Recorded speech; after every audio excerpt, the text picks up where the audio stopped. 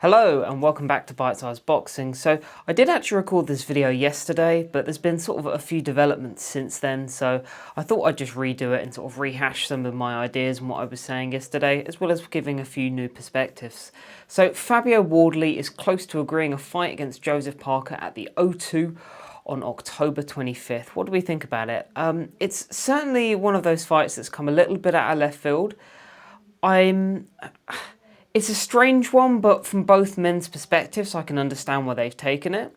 From Fabio Wardley's perspective, this is the chance to fight for, at worst, a chance to fight for the heavyweight title, but at best, most likely, a vacant title in of itself, because of course, Joseph Parker is the interim champion, I believe, with the WBO, and there's a very good chance that Alexander Usyk gets stripped, and then Parker gets elevated, or the winner of this fight against Wardley and Parker will ultimately become mandatory.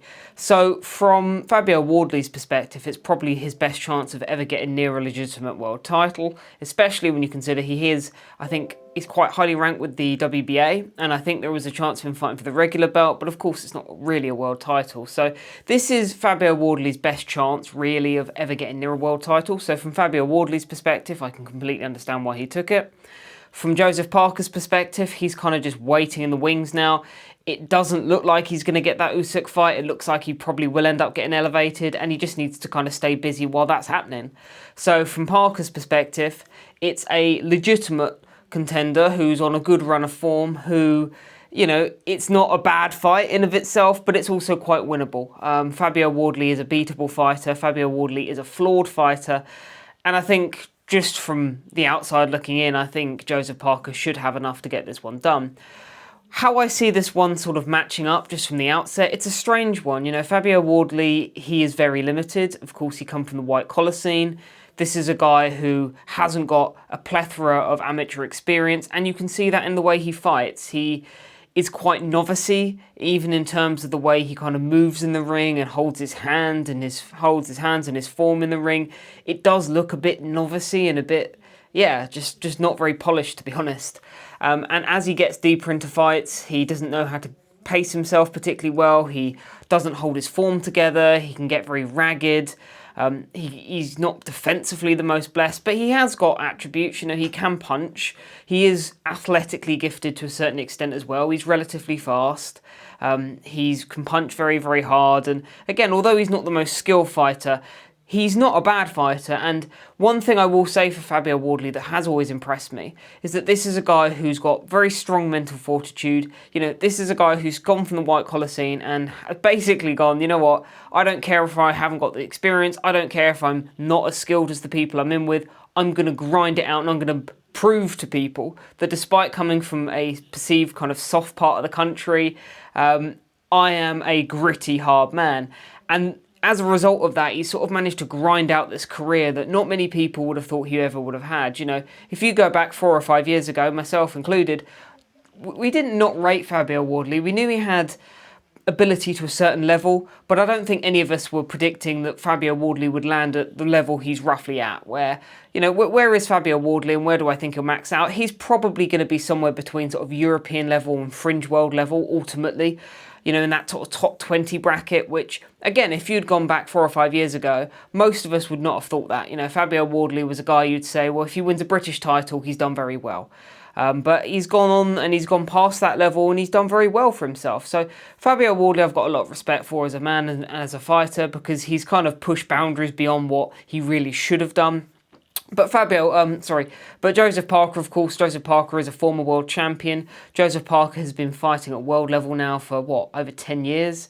So this is a guy who really knows what he's doing. He's been there, he's seen it, he's done it, he's got the t-shirt, he's got great wins against very good fighters, the likes of Wilder, the likes of Zhang in recent times, the Bakoli fight as well, of course, but circumstances around that Bakoli fight, and the other couple of fights as well, to be fair, but still, he's been on a good run. But again, I think Parker, to me, he's slowed down a little bit. I don't think he's quite as fast as he used to be. He had a lot of issues with his elbows. A lot of people don't seem to realise he had elbow surgery and he was actually out for a couple of years, and he was sort of quite inactive for about 3 or 4 years, really, after his title reign, because he was constantly in and out of surgery.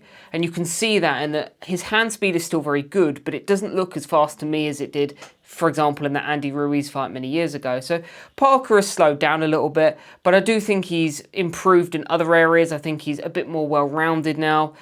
I still think there is potentially that issue with that kind of...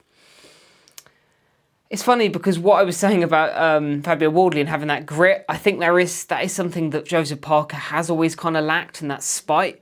You know, I go back to the Dillian Whyte fight, and the reason that Joseph Parker lost that fight is that he just wasn't as spiteful as Dillian Whyte. He was more skilled than Dillian Whyte, he was more coordinated than Dillian Whyte, he was far more put together than Dillian Whyte in that fight, and you would say overall is the better fighter, but he just wasn't as spiteful. You know, when push come to shove, Whyte was willing to go somewhere that Parker wasn't. So I think Parker's rebounded well. I think particularly when you think about that Joyce knockout, it looked like it was over and done with for him.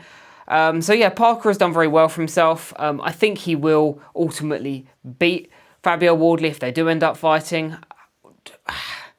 Probably on points, but I wouldn't be surprised if Wardley got stopped late, because Wardley, as I said earlier, is the kind of guy that isn't known to pace himself the best, and I can see a world in which, you know, he throws caution to the wind, he, you know, gasses himself out, and then into sort of the mid to the back end of the fight, he can get stopped on pure exhaustion. I could see that as well.